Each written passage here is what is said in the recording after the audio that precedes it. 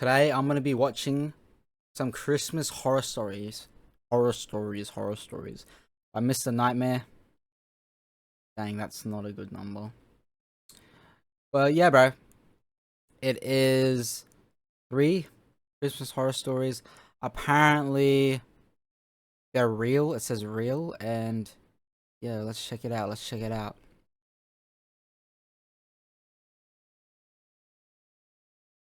And yeah, cause Christmas horror. Cause obviously stream this is Christmas time, and I got some milk here. I don't have cookies, but I do have something that might be better. Kinder chocolate. Mother fricker, bro. It's spilling everywhere. Kinder chocolate.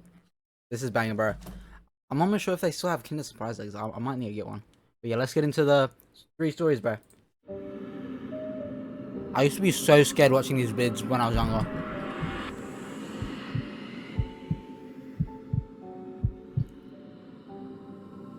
It was Christmas Eve night. We always hosted Christmas Eve at our house when I was a kid. My grandparents, uncles, and my cousins would always come.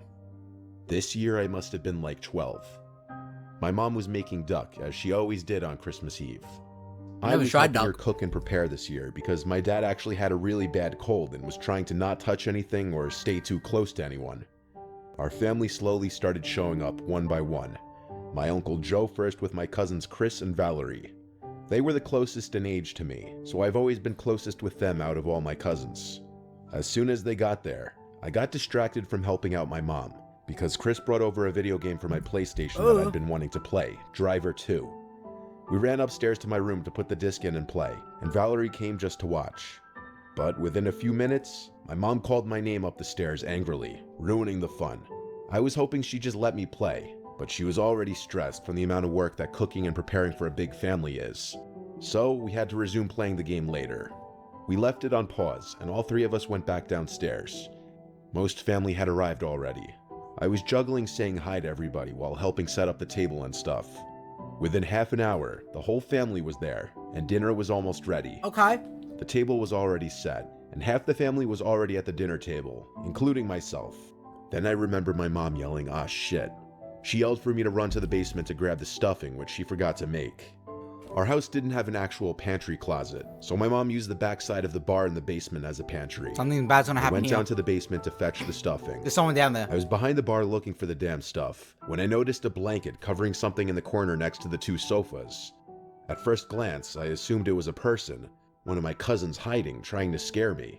As I walked a little closer, I could confirm it was a person based on the shape of what was underneath the blanket. It wasn't their cousin. I could see the person's head. I stood there waiting to see if they'd react to my not making noise.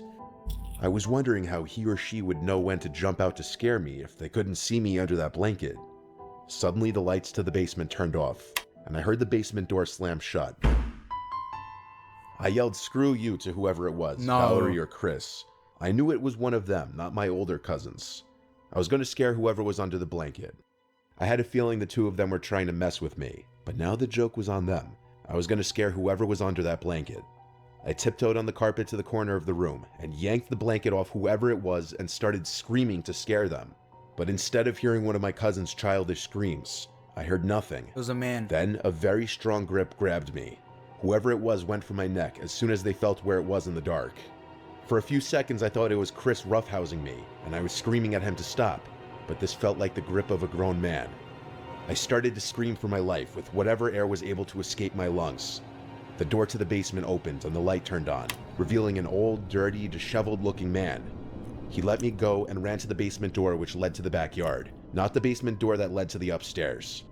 Half my family came rushing down. I was crying and screaming he went that way, pointing at the open backyard basement door. 2 of my uncles ran outside to try to find him, while my mom and aunts came to my side to try to comfort me as I was crying. I was literally shook. My whole body was shaking and I felt ill. My mother called the police to report this. Probably. My uncles were out in the streets for like 20 minutes looking from house to house for the man. It made no sense because it didn't look like he would have been able to make it too far, which makes me think he was hiding somewhere in the backyard or a neighbor's yard. The officer said it sounded like some homeless squatter hiding from the cold, and that they'd gotten a number of these calls that month. That didn't make things sound any better after that allegedly homeless man had his hand around my neck. My cousins were trying to pull a prank on me, hence why they turned the light off and shut the door originally. But this was obviously not part of their plan. So my family learned a valuable lesson at my horrifying expense. Always keep every single entrance to your house locked at all times. Of course.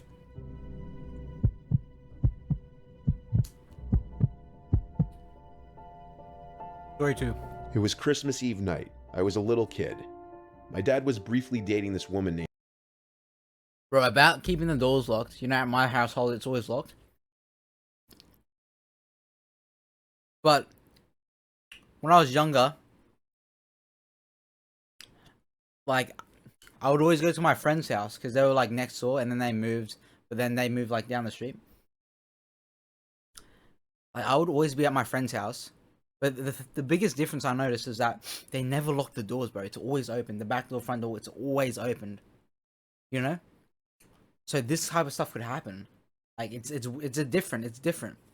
But like, I never felt unsafe because there was always like people around. There was always people around, so I never felt like unsafe. That it was always unlocked. But yeah,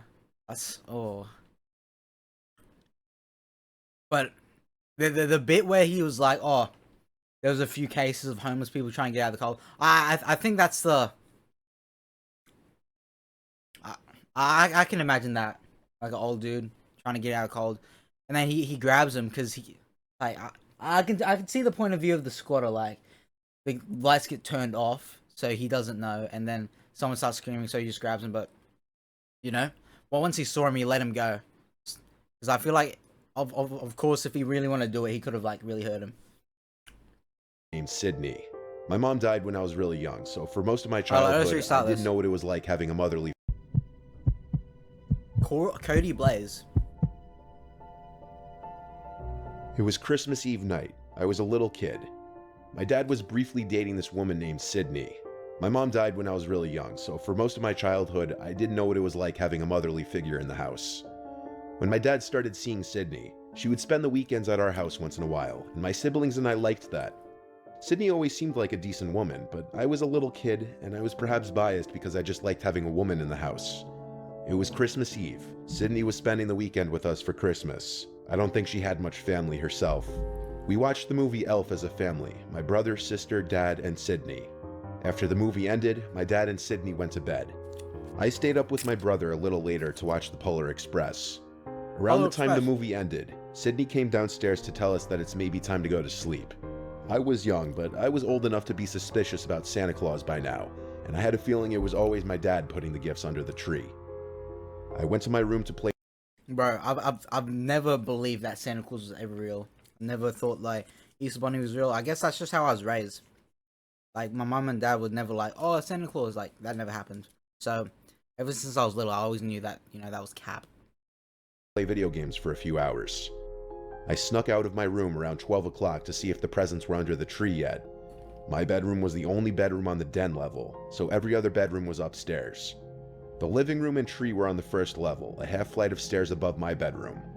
I snuck out of my room and tiptoed up the stairs. Oh no, there's someone broke in. I peered into the living room, which was lit up by the Christmas tree. There were presents under there, and there was Sydney under the tree.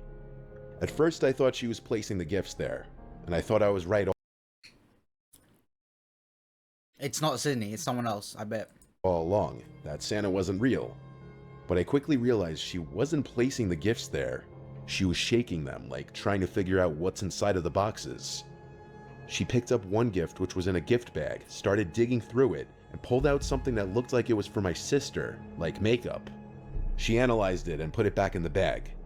I didn't know what she was doing, but I kept watching. I saw her walk to the kitchen and go to the ledge where my dad keeps his wallet. What I saw next, I couldn't believe. She went through my dad's wallet and took out a few bills and put it in the pocket of her pajama pants. I kept watching as she went into the cabinet above the ledge, the medicine cabinet. She took out what looked to be one of my dad's prescription medication bottles, and she started analyzing it.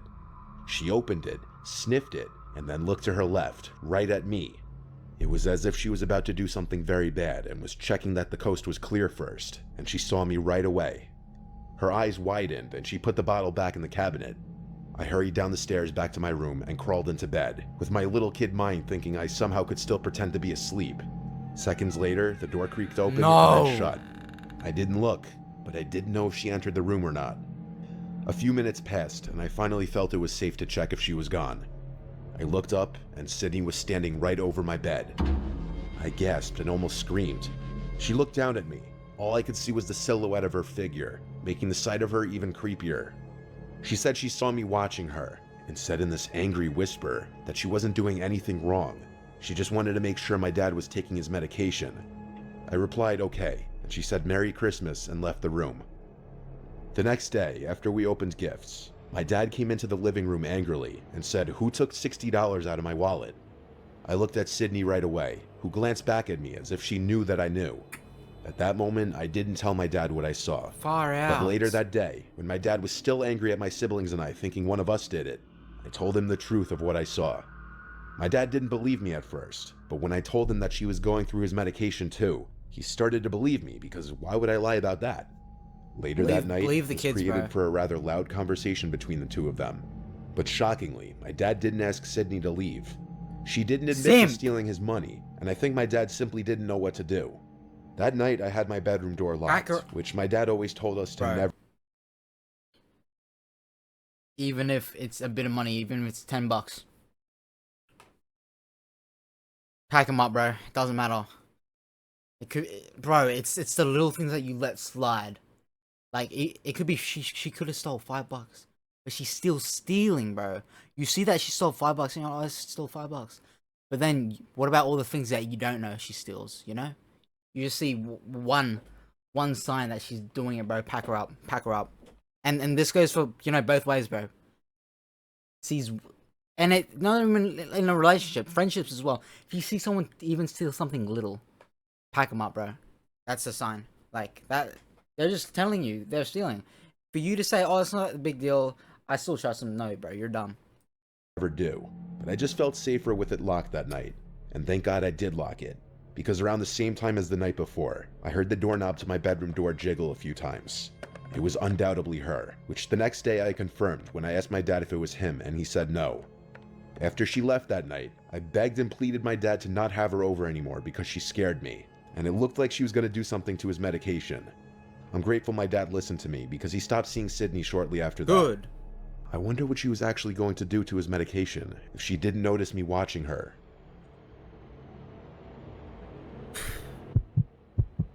Mike Newman, story 3, last one.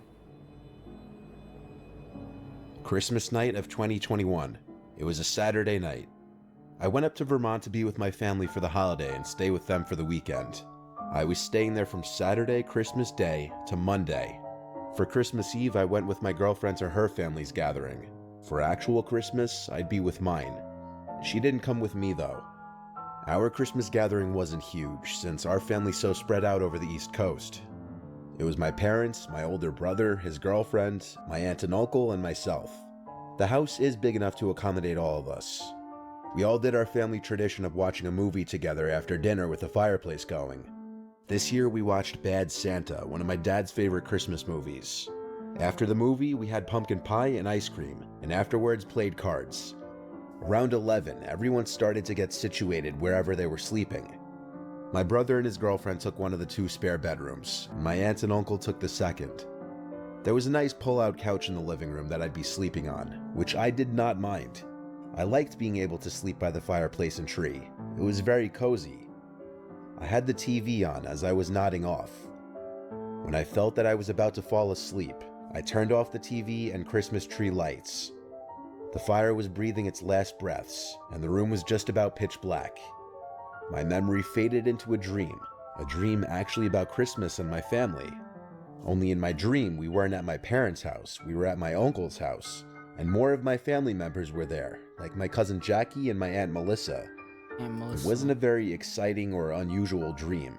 We were at the dinner table, when suddenly all of my family members in my dream stopped talking, turned and looked at me, and my aunt Melissa said in a very serious voice, "There's someone in the house, wake up." I actually woke up after this. My heart was already racing for some reason. The way my dream ended genuinely disturbed me.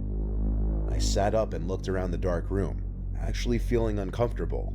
The super high ceiling of the living room made me feel even more exposed. I heard a creak in the floor where the kitchen and living room meet. I looked in that direction. The fire was completely out now. There was no light in the room. Yet I thought I could see a person standing right where the kitchen starts. I said, "Is someone there?" expecting one of my family members to answer back. They didn't. The silhouette-looking shadow in the doorway of the kitchen was still there, though. I sat up just a little more to look closer at the doorway. This is crazy. There's just someone there. The silhouette then started moving. It was a person. "Who is that?" I said louder.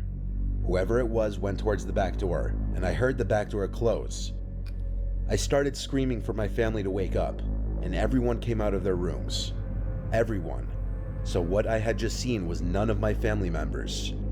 So my dad, brother, uncle, and I threw on our shoes and coats and ran out into the cold, looking around. We found a set of footprints in the snow leading into the woods.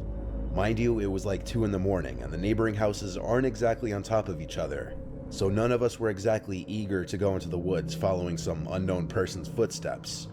We instead called the police, and while we waited for them, my brother and I stood in the backyard watching the woods. The creepy pitch black woods where someone was hiding, potentially looking back at us without our knowledge. Everyone else was inside looking to see if anything was stolen, and surprisingly, nothing of serious value was missing. But also, it's not like my parents had jewelry or money just sitting out in the open on the first floor. The police officers who came followed the footprints into the woods as far as they could until the trail seemed to disappear or just became impossible to follow. They had not gotten any other calls regarding break-ins that night, at least not to that point. But the next day, nothing was on the news about any break-ins either. So it may have just been a one-off fluke thing where my parents' house happened to be the target of someone trying to steal valuables, like expensive Christmas presents potentially. I'll tell you one thing though. I had a rough time falling asleep that following night in that living room again. The image of that person in the doorway to the kitchen still haunts me.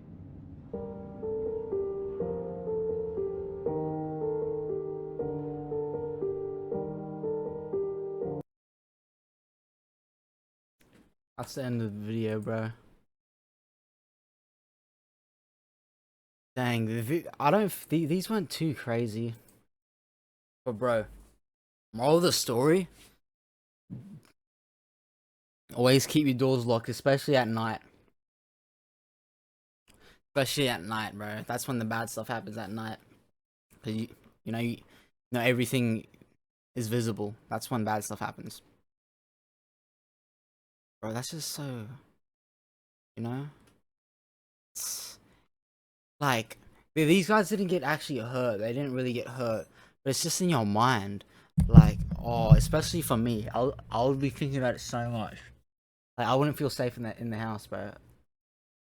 If that happened to me and someone was just there, even though if they didn't touch me, bro, just some large figure just standing in front of me, and it was none of my family members in the house. It was some random person. Like,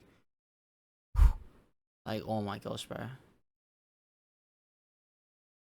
But yeah, that's the end of the video.